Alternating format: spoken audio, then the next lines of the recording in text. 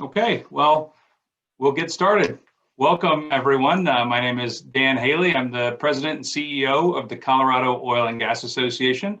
It's great to be here with you guys today on for this forum. Over the years, I've developed an appreciation for Colorado Farm Bureau, for your staff and your team there, and for all of you and for all that you do for Colorado. So it's a pleasure for me to be able to moderate this forum of the vice presidential candidates for Colorado Farm Bureau. So thanks everybody for joining in and watching. We've got three candidates who are running to be vice president for the Colorado Farm Bureau: Mark Arnish, James Henderson, and Jeff Thornton. We're gonna have a candidate forum for about an hour today, go through a lot of questions, and you'll get to hear from each of those candidates and hear what they're thinking in terms of the future of Farm Bureau and the important issues that you all will face in the coming years. So we're going to go through several questions, and I've talked with the candidates about keeping their answers short so we can get through a lot of them today, and you can hear a lot from everybody. So we're going to start by giving each candidate about 2 minutes, 3 minutes to tell us a little bit about yourself and why you're running for vice president of the Colorado Farm Bureau. And we will start in alphabetical order with Mark.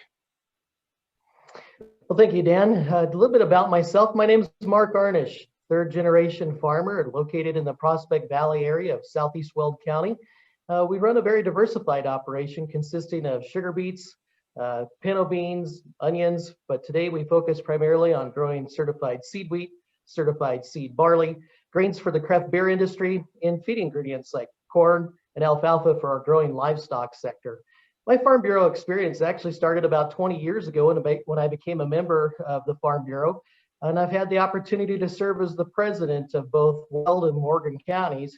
And for the last 8 years, I've represented the Northeast 6 counties of the state of Colorado as their director to the state board. Today, I serve as the treasurer of the organization, but the reason I'm running for the Farm Bureau is to kind of get back to the fundamental basics. It's about putting members first. It's about re-energizing and reintegrating the Farm Bureau system and bringing back a lot of the history and tradition that's made our organization great, but also looking to the future. It's time we get back to a forward-facing discussion with our membership and make sure that we've got our eye on the ball so that we can remain relevant. We no longer live in a blue state, and that doesn't mean that we change who we are or what we believe. What really changes is the conversation. And if elected vice president, that's exactly what I'd like to do. Start with visiting members first, making sure our counties are strong, that our voices are heard, and that we remain relevant to Farm Bureau and who we represent. Great. Thank you, Mark. How about James? Dan, appreciate it. Name's James Henderson. I farm and ranch in Kness County, which is in the southern end of the San Luis Valley. Family's been farming down here since 1882, so we've got a rich multi-generational legacy. We're in the cow-calf, hay, and small grain business.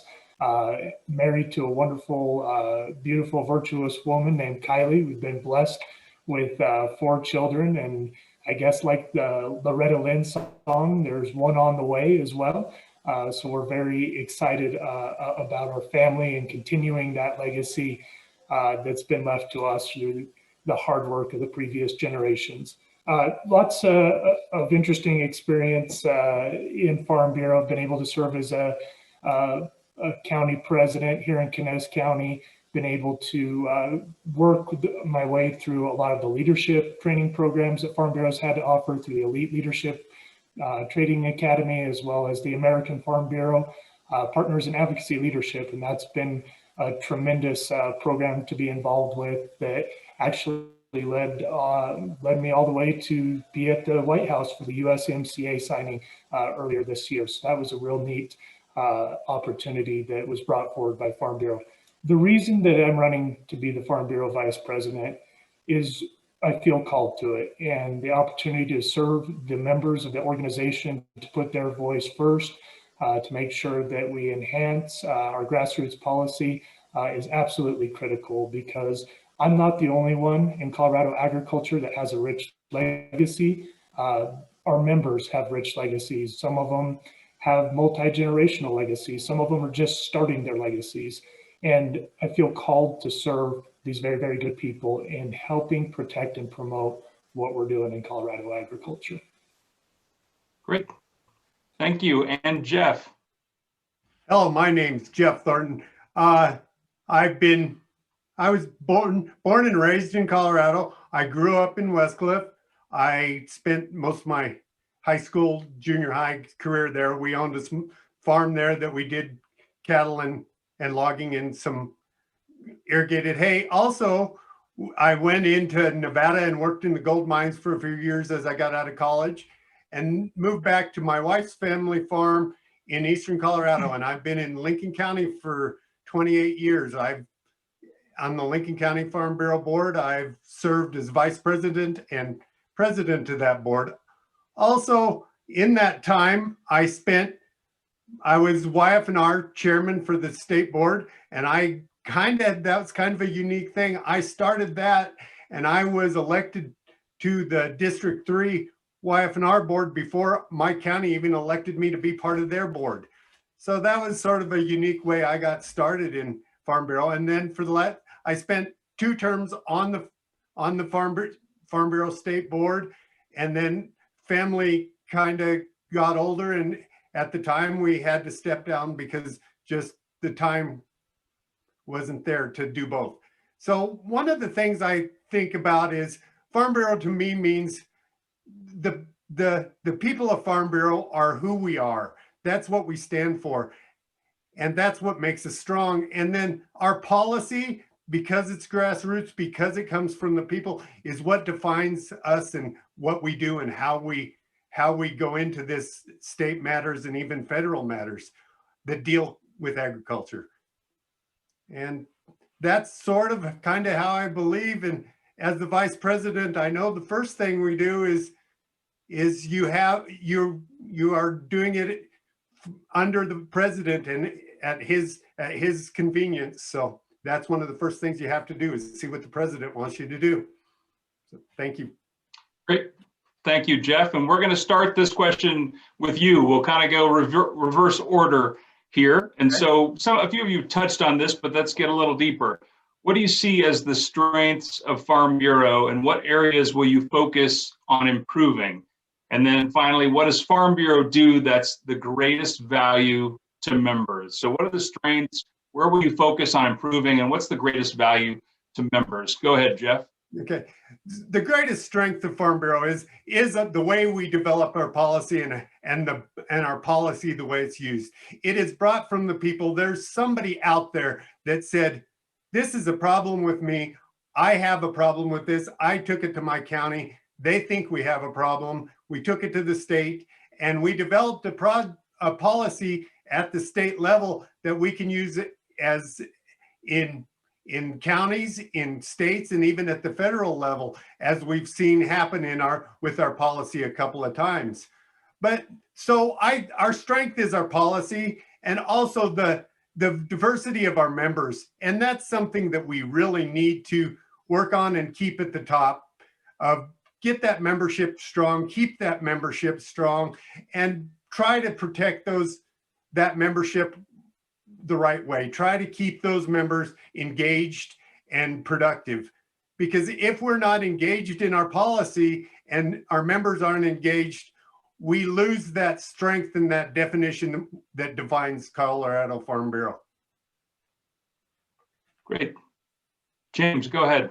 As far as strengths, Jeff hits on it just right. The fact that our policy is developed by the grassroots of the organization is what actually gives us weight and heft when we go to the state capitol or into any kind of regulatory environment. It's what gives us clout. It's the will of the farmers and ranchers of the state of Colorado. And so that protecting and enhancing that process is absolutely critical. One of the things I want to focus on in that leadership role would be to work on our communications. We do so many very, very good things.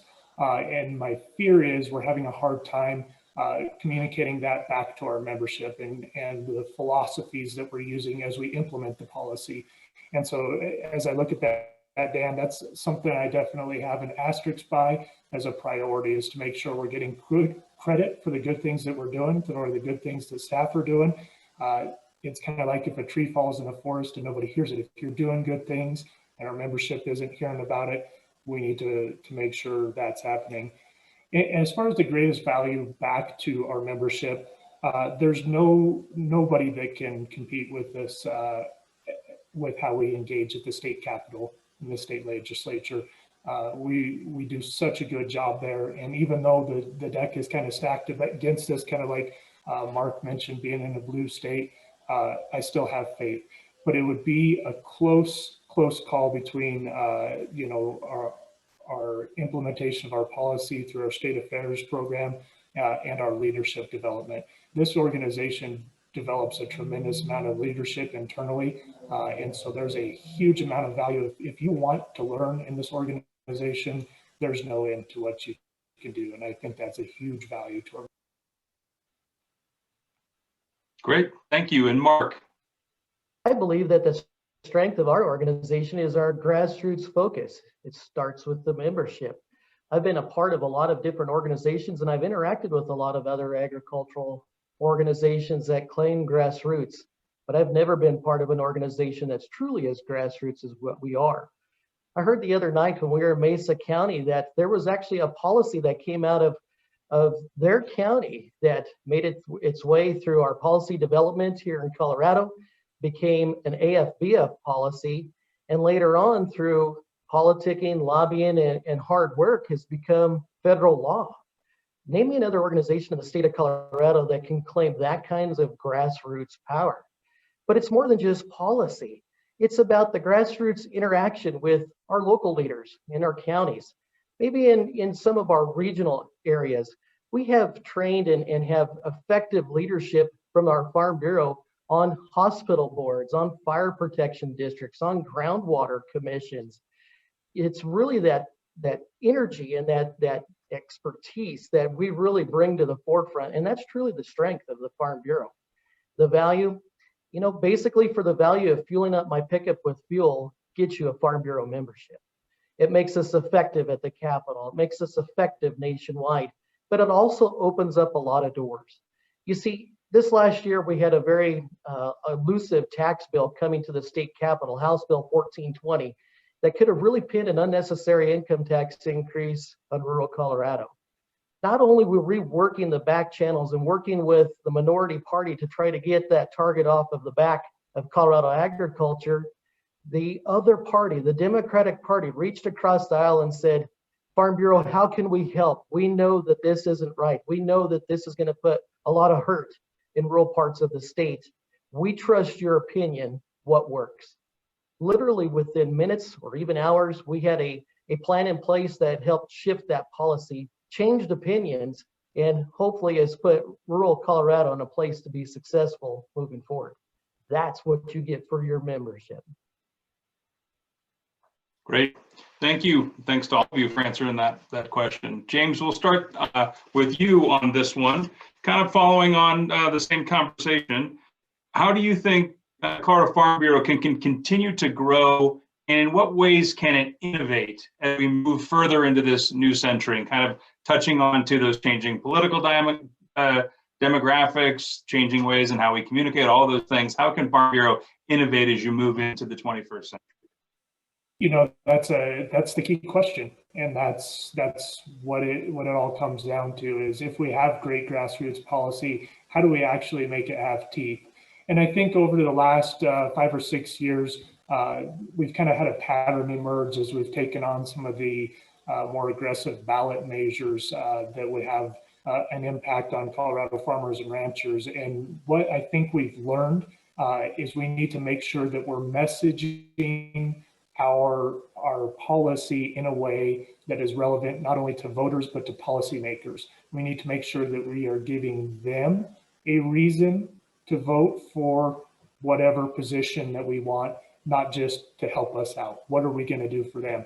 And I think that comes through a lot of focused messaging. And I think message discipline will be a tremendously important aspect of our policy implementation going forward. You know, we have an opportunity in Colorado right now. I think farmers overall have a very good public perception. However, that doesn't always connect back to individual policies. I think we have the opportunity to do a proactive, almost kind of cred-like approach to give us a couple points on the board before we start down a ballot initiative path or before something comes up in the state house. And that proactive messaging, I think, will be very, very helpful and effective in our future. Great. Mark, as you think about ways that Farm Bureau can innovate, what are your thoughts? The way a Farm Bureau can innovate is really through growing membership, having more individuals speaking on behalf of agriculture and certainly rural Colorado. You know, I'm extremely proud when I talk about Farm Bureau because I talk about the farms and ranches of this great state. But I think it's more than that. I think we need to attract and lure membership that's the school bus driver, the butcher at the grocery store, the banker, the John Deere salesman, because they have a vested interest in the success of agriculture in rural Colorado as well. We know that we have a divide to bridge here in this state, and it's the urban-rural divide. And I think in order to grow and innovate within the Farm Bureau, we really have to attract good minds, sharp leadership, innovative thought processes, because we know that the battles are not just waged at the Capitol. We know that we're waging war on the battlefield of the ballot initiatives. We understand that the rulemaking process within the Colorado Department of Agriculture, CDPHE, the Colorado Oil and Gas Commission is changing, and the rules of the game have changed. So as vice president, my goal is to begin that conversation within our board about let's skate to where the puck is going. Let's not just play the puck where it's at. And I think if we have that kind of innovative thought and we can proliferate that down through our districts and into our counties, we can grow this innovation from the grassroots level up. I would also tell you that we've got two other areas that we really need to focus on in growing the innovative side of Farm Bureau, and I think that's rural economic development. We have to focus on that. There's simply too much plywood going up on the windows of our businesses in rural Colorado, and we have to engage in the area of rural healthcare, and especially in the area of mental health. I've got a lot of friends and neighbors that are hurting real bad, and I can also understand some of the things that are going on in minds as that farming operation evolves and parents move to town. I just moved my parents to the town after living 68 years on the farm, and I can tell you that that's a mental challenge to overcome. And so it's time that we refocus in those areas and innovation will come because I have confidence in the Colorado Farm Bureau member. Great. Jeff. Yes, we talked about some good points. Rural healthcare is one of those things that's always been a strong point, and we talked about it earlier a little bit in that our Farm Bureau members are parts of those boards, and by having our members on those boards and having strong policy across the state, we can influence those boards into, as Mark said, innovating and changing how we talk about rural health in Eastern Colorado and even Western Colorado or rural Colorado. But we can also help those people in the urban side of it too, that are not seeing all the benefits of our top-notch hospitals. So that's one thing on rural health is strong. And then as you get into other policies, we need to keep the strength for, like right now we have the dicamba issue. This is something that we're going to have to work through, and they're changing the rules as we're using it. And it's a product that we have to be, we use, but we have to be involved to keep it where we, as a Farm Bureau, can still use those things. And as Farm Bureau, we're innovative enough and we're attracting those people that we can develop that policy so it's still a usable thing in our industry. And talking about innovation, we talk about how to get people involved. And I agree with these other guys that we have to talk to the bankers. We have to talk to those salesmen and the butchers and those people, because their interest is our interest, because they're our neighbors. So we need those people, and we need to talk about how those people can get involved, but we don't lose the core energy of what Farm Bureau is. And those are those things that it takes some discussion, it takes some thinking, but Farm Bureau has always brought those leaders up to lead when we needed to lead. And I think now is the time we need that to happen. And am willing to help do that. Great. Thank you. Mark, I'm going to bring this back to you and bring up something that you had in your previous answer had talked about. So, but this will go for everyone, this question, and that is it's about growing membership. Obviously, Farm Bureau is a membership organization. Continued growth is important. What can you do? What would you do, Vice President, to ensure that continued growth in membership? As Vice President, I think we have to look at membership in two parts. We have to look at our membership straight in the eye and have that strategic review that's been long overdue. We have to start that conversation, that dialogue with membership. And I've proposed in some board meetings in the past that after this election cycle, after the new year, we need to really reach out into our districts and communicate with them once again to maintain that dialogue and that communication channel as an open channel with existing membership. But we also have to sell ourselves to others who are looking to be a part of something bigger. We have to look into our rural communities and find out exactly how we can get more people pulling in the same direction of rural Colorado. Perhaps it's a water issue, perhaps it's a land issue, a mineral rights issue, an animal agriculture issue. But there's a lot of things that seem to like they're stacking up against rural Colorado as a whole. And it's going to take an organization that's truly the voice of agriculture to advance that kind of conversation. And we can't think just by numbers that we're going to be able to overcome this. We have to attract and keep good quality members as well who are engaged, knowledgeable, and can dedicate the time to having those conversations with our urban cousins. But membership's extremely important. It helps run the organization. It helps shape who we are. It creates policy. It changes policy. But more importantly, those are the pieces on the chessboard that we can move around and be more effective together. And so I think that's vitally key, that we have to look at this in two ways. Let's make sure that we're retaining and communicating and doing what's right by our grassroots membership, but we need to grow awareness and bring more people into our camp, because we certainly know we've got a lot of work ahead of us. James, how about that growth membership? How do you continue to do that? And what would you do as Vice President to ensure that?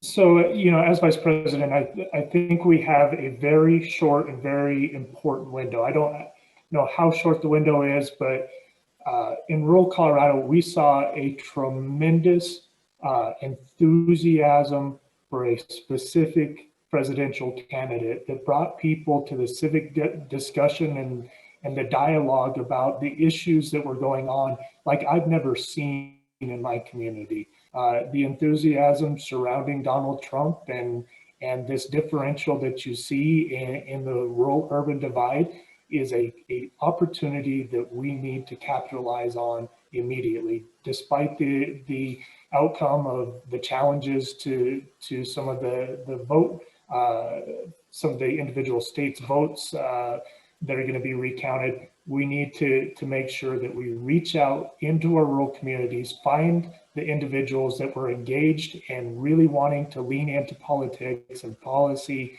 and get them in. We got to make sure that we have the very best people in our communities engaged in the organization. One of the things that was mentioned earlier is rural issues. We have agricultural policy and we have rural issues. And I think that if we cast that rural issues net out to make sure that people can engage on healthcare, economic development, to engage in every part of rural communities, because it is different out here than it is in the metro areas. Our needs are different. Not everything comes together exactly like it does in a municipality.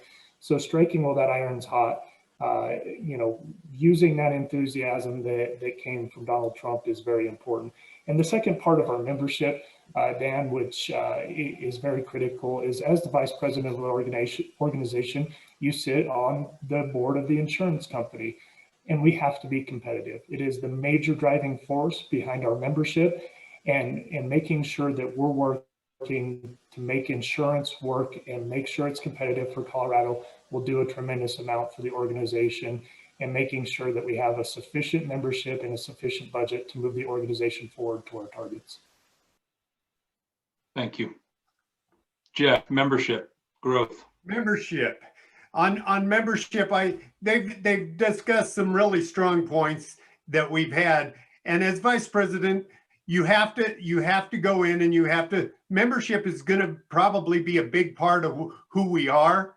Because so to bring that up, I kind of have to agree a little with James. Is in this cycle, we've had more people engaged than we've seen in a long time. And that engagement is key, but why even take the wolf thing we brought forward? There's been strong engagement on both sides of that. And we've had a lot of people that voted with us that may not have voted with us on some other things. Maybe we should get with those people and say, what can we do to help them, and what can they do to help us, and bring those people into our membership and help improve that. But in doing that, we don't want to lose who we really are either. So there's kind of a fine balance. And you look at all these communities around us, there's actually started to bring those people out of the cities into our communities. And is there a guy out there that's breeding horses next to you that's not ever been in Farm Bureau? We need to get those people engaged and brought into the fold with us, and that just makes us that much stronger. And it does take work to get those people. It takes people going out there and talking to them. So we need to help with the counties and give them tools and ideas to bring those people in. You know, we do have some policies that deter that a little bit. Maybe that's a discussion we need to talk about in our counties on how to bring those agriculture people or those suburbanites that have now became rural people and bring them into our folds and help them with our strength and use their power and our power together to keep agriculture strong in the state of Colorado and the nation, really. Okay, I'm going to stay here with you, Jeff. You'll get the next question. I want to pick up on something that James had talked about, and that's the State House and the legislature. And the Farm Bureau has certainly been a leader under the Gold Dome, and we've appreciated the opportunities we've had in the past to work with you and your team over there on some important issues to Colorado. But when you think about the legislative session coming up, what are the specific challenges or opportunities that you see on the horizon, and are there specific issues that you think your members need to be aware of? And we'll start that with Jeff. Okay, I think some of the challenges are going to be that rural-urban divide a little bit. As we stated, we're not really a purple state anymore. We're pretty solid blue. But you look at the rural side of Colorado, we're still kind of pretty red. So at that point, there's got to, as a state Farm Bureau, we have to be able to take those people and use something we can get together with the other side and just bring together that unity. Now, some of the big things that are going to happen, I think, at the State House this year is oil and gas is always under pressure, and they've been your setbacks and all that stuff, and they're still going to bring oil and gas to the table all the time. And we need to protect oil and gas because as part of a private property right, that's something that some farms depend on. And they also depend on some of your new energy sources like wind and solar. And the setbacks on those there's some counties that are getting out of line and trying to bring those to the State House. So there is going to be some issues with oil and gas and energy production and energy use in the state of Colorado. So that's something that we're going to have to work on. Also, one of the other things is going to be transportation is always a big thing. It costs money to build roads. It costs money to maintain roads.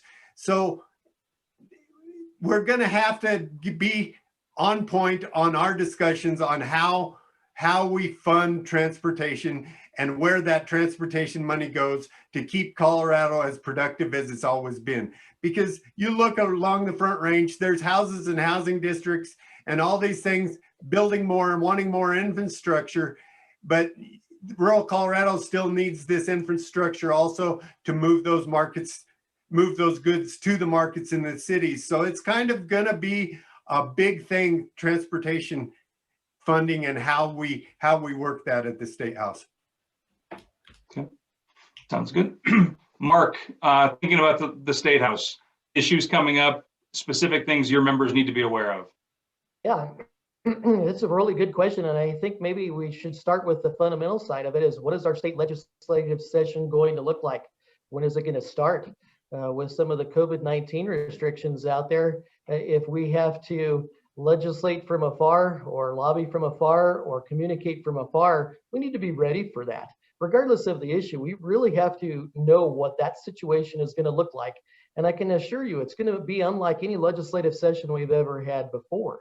But really, when drilling into some of the details of what we have to look forward, the voters of Colorado have given Governor Polis and certainly our state legislature a lot of confusing feelings. We've seen in the past where we vote more on the left side of things, but then we vote against tax increases. We just passed a income tax decrease here in this state. So we hear the voters saying, think smaller. But I would say the things that really come to impact us on our farms and our ranches are those outside of agriculture trying to redefine who it is and how we operate. Maybe some legislation around soil health, animal welfare, things that challenge what we do at the core. And so we're going to have to definitely be engaged in those battles in a dialogue that moves opinions. We can no longer educate the state legislature. Their minds are already made up. But what we can do is put in those surgical statements and those kind of planned ahead of time statements that can change a lot of those opinions when votes come up. We must engage in conversations around climate change. And I know by now some of the members listening to this are going to roll their eyes, but if we stand on the sidelines and don't engage on climate change, the climate change activists will tell us what it is. We won't be able to negotiate to what it is and how agriculture can kind of fit in the mix. We sequester more carbon than any other industry around. And so there are going to be those who try to play off of some of the advantages that agriculture brings to the table. But in this state, they're going to start to redefine who it is we are, how we operate. We can't have that. We can't have it in statute. We certainly don't want it in the Constitution. And we need to be ready on that front. Great. So just to be clear, you're saying when you talk about climate change, you want to get out in front of it to really kind of set that narrative before it's set for you. Is that what you're saying? Certainly. I think that's exactly right. We have to get out in front. We don't necessarily just need a seat at the table. We have to be at that table, but we need to be able to control some of the conversations about what climate is. We know that climate is changing. We know it. Look at how dry we've been in this last decade. But you know, ironically enough, my 78-year-old father will tell me that this year looks remarkably like 1958. We're not talking about weather, we're talking about climate. And if we don't get ahead of this conversation, we won't have a chance. A big area that we really need to engage on in that climate change piece is building water storage in this state. And can we not start that conversation any sooner than now? We have to be there. We have to plan for tomorrow. We have to plan for Colorado's future. And those are the things that we're going to be engaging on in this next legislative session. Sounds good. Thank you. And so, James, I think I still need to go to you on the State House question. I would also like, if you could, to answer or give your thoughts on that sort of climate change debate as well. And Jeff, I'll come back to you on that too, just so everybody had a chance to talk about that. I know that it's an uncomfortable topic, but it's something in the oil and gas industry that we're learning how to talk about it as well, because we need to, just for many of those reasons that Mark said. So James, go ahead and give us thoughts on State House, big issues that your members need to be aware of. And then if you want to address climate change too, I'd just give you the opportunity if you want to. All right, I appreciate that, Dan. You know, challenges, I think that it's been touched on. You know, our policy leans conservative.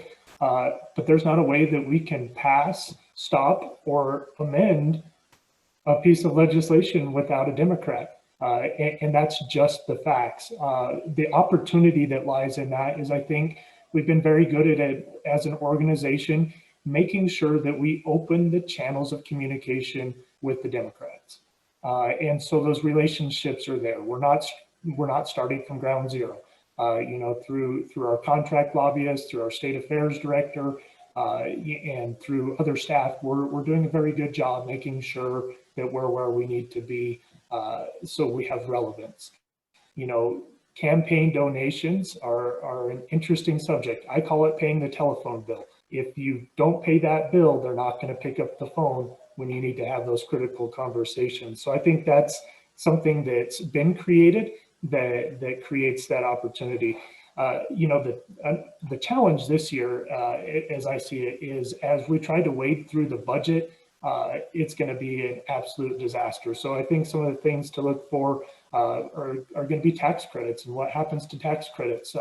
There's a lot of enterprise credits that are used for businesses in rural agriculture. There's tax credits used for funding conservation easements and that kind of thing, which is very important to agriculture. We know that there's going to be an ag labor fight this year. That's already been broadcast to us, and kind of framing that in the essential worker element that went on. And, we did see, unfortunately, people getting sick at work in ag-related jobs. And so being part of that conversation is going to be very important. And then, I think I'll just transition, environmental policy is going to be something that's always going to come up before the legislature that has a direct nexus to what we do. But really, I think as an organization, we need to understand that all environmental policy from here until I can see is going to be framed in the context of climate change. They're one and the same now. Fundamentally, as an organization, we have to have a moment of truth.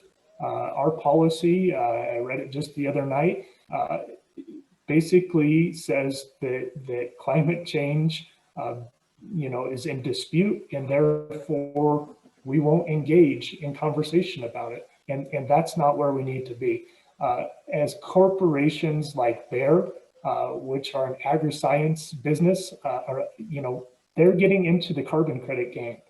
And if we don't establish specifically, and I feel very strongly about this, a standard for how carbon credits are going to be used and marketed and insured and bonded, whatever we need to do there, we're going to have farmers that are going to get taken for a ride. And I just can't sit by and let our farmers have exposure to that kind of risk. And so it's something that we have to get out in front of. American Farm Bureau is involved in that conversation and has put some things out. Colorado Department of Agriculture had presented from John Stolp a white paper that really for the foreseeable future is going to be a driving force around ag policy. And we need to have a serious conversation as an organization, what we're going to do with that white paper. Are there pieces of it that we can agree with? Are there pieces of it that we need to change? Because that's going to be the governing document. Now, I'm not saying we have to give everything up, but we have to start the conversation. And that's where I think, going back to the grassroots policy and the responsibility of a vice president, I would see in developing that policy is to start that conversation, to find the brightest minds in the organization and make sure everybody has their opportunity to give their input.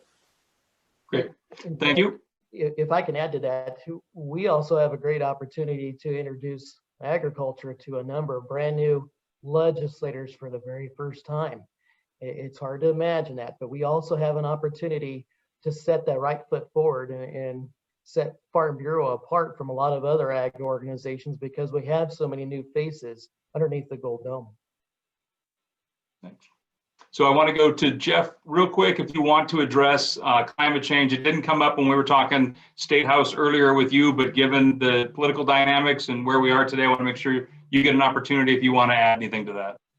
Yeah, climate change is one of those things that everybody talks about. You talk about in the wildlife, you talk about in the farming, you talk about in water. So I think on climate change, I have to agree with these guys. We have to be in that discussion, and we need to be leading that discussion. And we have some policies that wouldn't let us do that maybe. So we need to bring those forward and say, yes, we have climate change, climate variation happens. We need to be able to bring that forward, protect ourselves, protect our industries, and still move forward and make our industries strong using carbon credits, using some of those things that industry is throwing at us, so we can still be a strong agriculture state and still bring that conversation up that says, yes, there are climate variations and they are affecting us and all the people around us. And that's something that through policy we can do, and we can lead those discussions in climate change. Great, thank you. So we've got about 20 minutes left. I want to get through a couple more questions. So be thinking about keeping answers tight where you can. And then at the end, I'll give you an opportunity to give any kind of final comments too for about 2 minutes. So about another 10 minutes of questions. James, we'll go to you. And we've talked about the State House in Colorado. Let's think federally for a moment. Given what we've seen in elections, what are the issues that Farm Bureau should be thinking about federally? Understand there's already talk about a new farm bill. What should Farm Bureau be fighting for, fighting against at the federal level? How do you engage with your delegation better? So a few things to think about, but go ahead and we'll start with you, James. Yeah, from a federal level, we have a big recess or a big reset,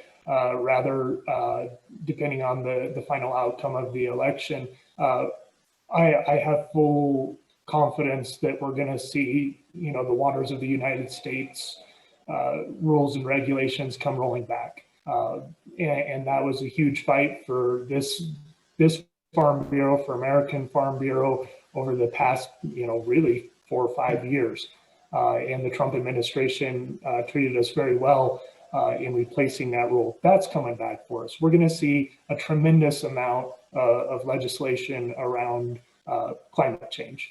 Again, back to that issue. And I think it would serve us well to make sure that the Voice of Colorado has developed some policy, that Colorado Farm Bureau has developed some policy to make sure that we take that to American Farm Bureau so that we are represented in the West. It's very important that Colorado Farm Bureau be a leader in Western water to American Farm Bureau.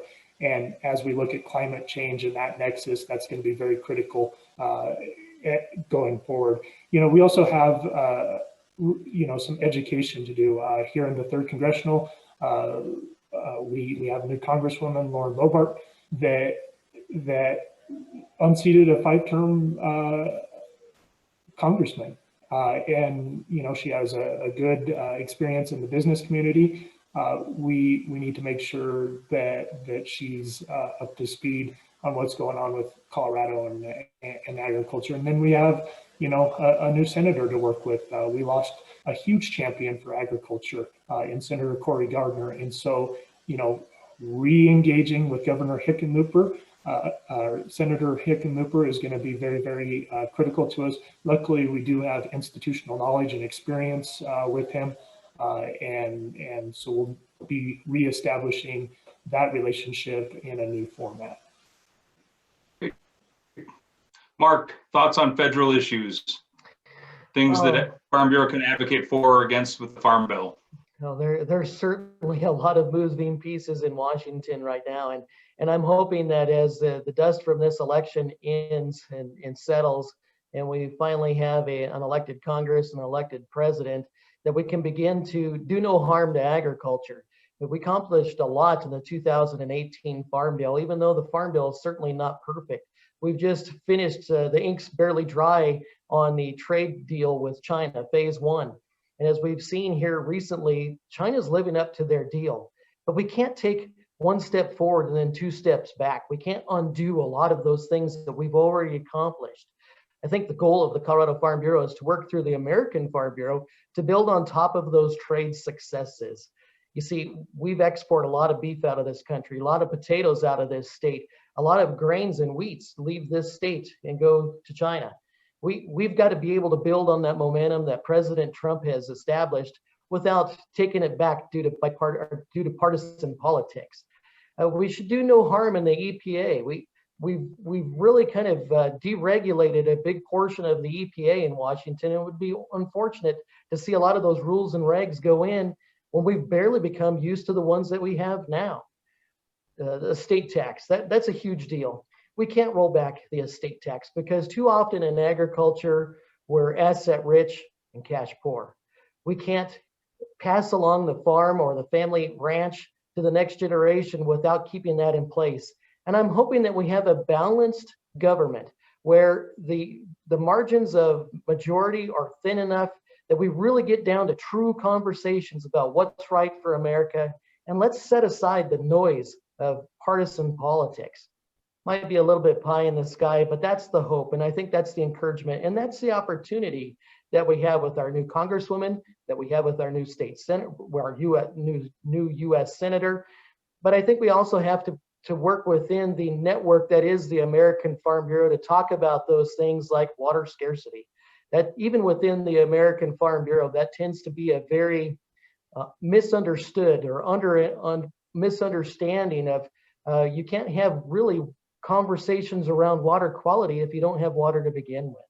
So I think we have a lot we can provide from a Western state like Colorado to help shape and mold the conversations at the American Farm Bureau. But I know one thing's for sure, the turbulence and the noise in Washington, D.C. is going to be here for some time. Jeff. Yeah, we've touched on a lot of things at the federal level, but one of those things that I think we've left out here is we've talked about rural health and rural development in our state, but at the federal level, that's where a lot of this rural money comes from. The rural broadband bill is a big thing. If we wouldn't have had that to start with, I wouldn't be on this phone call right now, because we've just in the last few years had fiber put into our area. But so rurally, we need to look at the rural development, and we need to look at rural infrastructure. And then on the ESA, we don't need to lose the ground we've gained on that. I worked very hard a few years ago trying to stop the listing of the plover, and that was stopped, but it's never goes away. It always hangs out there. So we need to be involved in those conversations on the EPA and keeping those regulations back where it's a useful program. And then of course, oil and gas is even at the federal level is there. If we go into a green energy bill and we try to get rid of oil and gas and fracking and stuff for that, and we go to a green economy, and the tractors don't change that fast. We may be able to have cars that run on electricity, and there are tractors out there, but there's a lot of tractors, and I don't think we're going to be able to completely stop and change to an electric system in our transportation and in our farming. So we have to protect those priorities in oil and gas and be able to use that as something that makes America strong. So that at the federal level, that is a big thing in my book. And then on the USDA, keeping those people in there, like say we moved the BLM to Colorado, that is a big deal. We don't want to move it back. We want that in Colorado still, because that's where those people see the ground and know what it looks and can develop policy from that angle. So keeping what we have and trying to gain and gain on that is something we need to do at the federal level. And because Farm Bureau is grassroots at the state, at the federal level, we can take those programs and we can build on them and make them stronger and more to our benefit. Thank you. Mark, I'll go back to you now. How would you describe your approach to the office of Vice President that would be different, perhaps, from the other candidates? That's a really good question. I would tell you from the get-go, my approach to the candidacy for Vice President wasn't because I was running against Jeff or running against James. I think in a lot of ways we're very similar. I think my experience that I bring to the table, I think, sets me apart a little bit from the standpoint is I'm the only candidate in this race that can bridge the history and tradition of our organization to leadership today with the vision for tomorrow. You see, I've spent the last 8 years on our state board and this last year as treasurer, and I think that experience matters quite a bit. At this election, we're going to have 82 years worth of experience walk off of our board. Let me say that again. There's going to be 82 years of experience and lessons learned and knowledge that walk out the door. And as much as I appreciate the time and efforts that those individuals had served on our board with, it's difficult to replace that. So I think I also bring the continuity that's necessary to keep us moving forward in the right direction. And I also made a commitment to my district 8 years ago that after serving on the state board, it was time to go up. And I'm going to hold true with that commitment.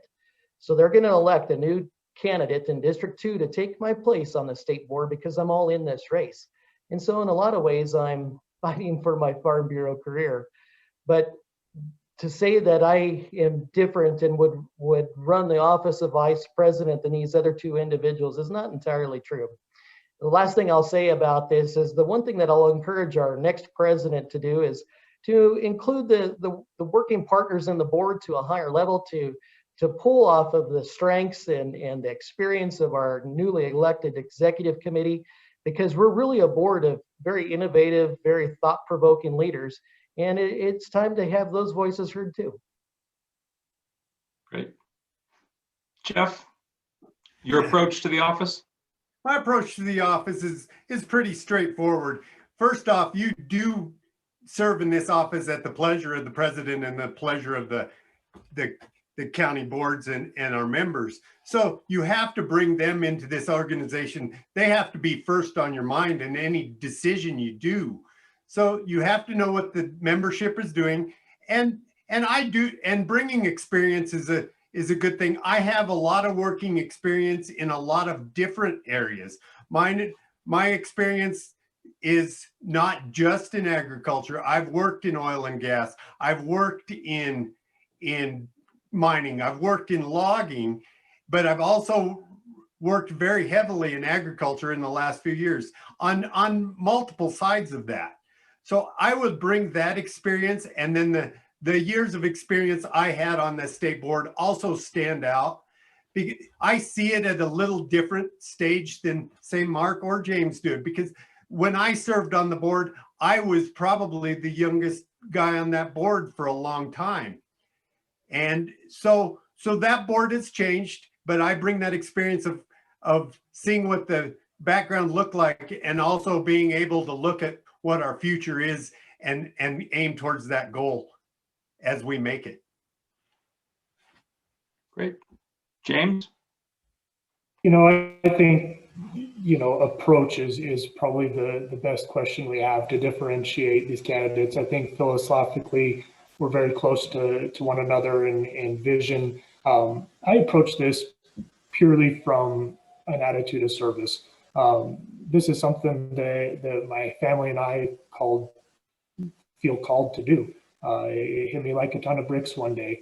And the decision was built around, it was the opportunity in front of us to serve the most people in the most important cause that was available to us. And with service comes humility and the ability to listen where membership is speaking. And I think that's an absolutely critical part moving forward. Communication is the other part of that approach. Nobody has all of the information. It's distributed in the membership, and that's why listening is important. And sometimes in leadership, things. And instead of holding that over somebody, it becomes the responsibility of a leader to share and to inform and to bring everybody up to speed with what's going on. You have to take the time to do that. We can't take this organization anywhere without the membership. And so it's service and a responsibility to hear and listen to the membership and to communicate with them in a very intentional and diligent way. Excellent, thanks. So let's have one final wrap-up question here, and we'll go in reverse order from how we started. We'll start with Jeff. Give us your 2 minutes, closing comments, why you think you're the best candidate to be the next Vice President of the Colorado Farm Bureau. Go ahead. Okay. I believe that you should vote for me for Colorado Farm Bureau Vice President. How's that? Because I bring the most diverse experience. I bring very, very strong ag background. I also will bring with me the time and the effort to serve and bring that forward, because as everybody has said, part of this is our membership. And I believe that our membership is what makes us strong, and our policy is what defines us. And those are those things I would stand on to bring our organization forward. And I believe that's why you should vote for me as Vice President for Colorado Farm Bureau. My name is Jeff Thornton. Thank you. Thank you, Jeff, and thank you for answering all questions today. James, we'll go to you. I appreciate the thoughtful questions, Dan. I appreciate that Mark and Jeff are here, and to hear their answers. There's a couple things I learned, and that's what I love to do, is to learn. And Colorado Farm Bureau, my experience there has taught me so much. I want to tell a quick story. At the end of the Obama administration, we had a local organization receive funding to work towards designating a national monument in our county. I was serving as the County Farm Bureau president at the time, and have learned a great deal about the strength of the organization. When the grassroots members of our county reached out to me as county president and said, this is going on and we need to stop it. And I was then able to help and guide our County Farm Bureau and our membership and give them the tools and the strength that they needed to see stopping that monument through to the end. Taught me an important lesson, that if we learn and if we will engage, if we will all lift, we can overcome almost unseemingly insurmountable obstacles. Farm Bureau provided that information, that leadership training to me to do that.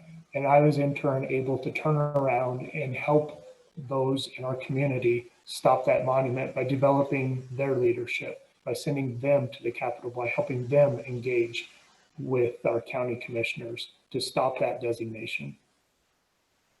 As I serve as Colorado Farm Bureau Vice President, and I would ask for your vote, I would ask you to stand shoulder to shoulder with me and to lift this into this work. If we all lift where we stand, there's nothing that we can't overcome, because the people of this organization are good. They're the salt of the earth. And because of that, I'm willing to serve them with integrity and respect and humility. And I would thank them for their vote. Thank you, James. Appreciate you being here and answering all the questions today as well. And finally, we'll leave it with Mark. Well, I want to start off by thanking you, Dan, for bringing these thoughtful questions to us here today, and for the delegates that are going to watch this conversation on the 21st of November. At the end of the day, that's the strongest grassroots process out there. It's the delegates deciding. And I also want to thank Jeff and James for being a part of this. This has been a lot of fun. This is a great conversation. It's a lot like the conversations that we've had in the hotel lobby after a Farm Bureau meeting. And so I certainly appreciate you having those conversations here today. I'm running for vice president because it reminds me a lot of how it used to be. Remember when we used to gather around the tailgate of a pickup and talk a little bit about the order of the day, or have a harvest meal, or solve all the world's problems? It seems like that's the kinds of conversations we need to get back to with members. It starts with putting members first and making sure that our County Farm Bureau structure is more vibrant. Jeff and James and I had a chance to speak out in Cheyenne County, and one of the speakers that night stood up and said, the Farm Bureaus here used to be a lot bigger. They used to be a lot more vibrant, but today they're shrinking. That momentum has to change. When I came on this state board 8 years ago and had the chance to lead the 6 northeastern districts or counties in my district, my goal was let's get back to business as usual. Let's get back to building, relationships and encouraging memberships. And the activities that have transpired in District 2 are nothing short of remarkable, from candidate forums and visiting with outreach and talking to county commissioners, and even having a Young Farmer Olympics. and I could not be more proud of what they've accomplished. And it's time to bring that message to a broader public. It's time to have those conversations in our board. It's time for me to step up in leadership. And as you've heard here earlier today, I already gave that commitment to my district 8 years ago. I have the experience. I've led the Colorado Corn Board as president and vice president. I sit on the Colorado Groundwater Commission. I'm engaged in Connect for Health Colorado's hospital board. I think I'm the well-rounded candidate in this race, but I also need to pay back the Farm Bureau for the last 17 years of training me for this opportunity. You see, they've trained me a lot, and I've learned from some great individuals as vice president, Carlisle Courier, Don Shawcroft, and it's time to put me to work. So I hope I've earned your trust. I hope I've gained your confidence, and I'm asking for your vote here on November 21st. Nothing's more important to me than to continue my service to Colorado Farm Bureau, and for that, I ask for your consideration. Thank you. Great. Thank you, Mark. And thank you, gentlemen, for joining me for this forum. For the Colorado Farm Bureau members who are watching, I hope this was helpful and insightful for you. You are very fortunate to have smart, talented candidates who are running for this position, who care about the Farm Bureau, who care about rural Colorado and our state. So good luck to all of you. Thank you for participating and appreciate all of you being here. Thanks. Thank you. Thanks, Dan.